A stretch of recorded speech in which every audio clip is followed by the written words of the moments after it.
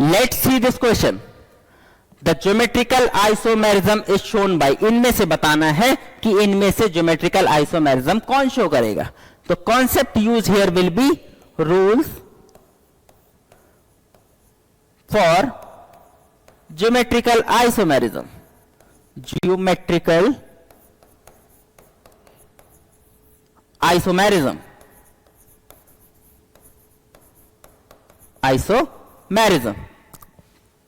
अब क्या करना है कि अगर कोई इस तरीके से दिया जाता है तो उसके केस में हमको ये देखना है कि अगर इसके ये दो ग्रुप्स जो है रेस्ट्रिक्टेड साइड से लगे हुए ग्रुप्स जो हैं अगर डिफरेंट हैं, मतलब G1 G2 के बराबर नहीं होना चाहिए, G3 G4 के बराबर नहीं होना चाहिए, तो क्या हो जाएगा, Gi हो जाएगा।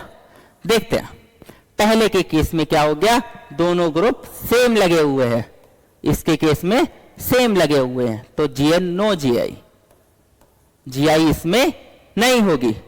Coming to the second option, इसके केस में भी क्या है, दोनों ग्रुप जो है सेम लगे हुए हैं, इसके केस में भी Gi नहीं होगी।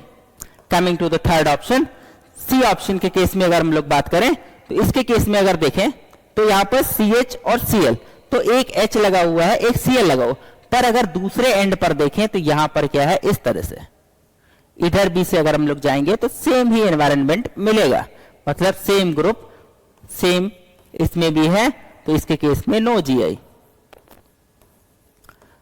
Gi।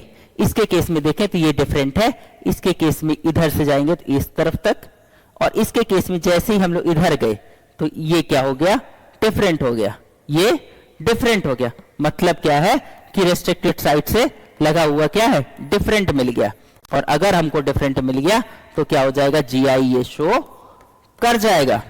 So D will be the correct answer for this question.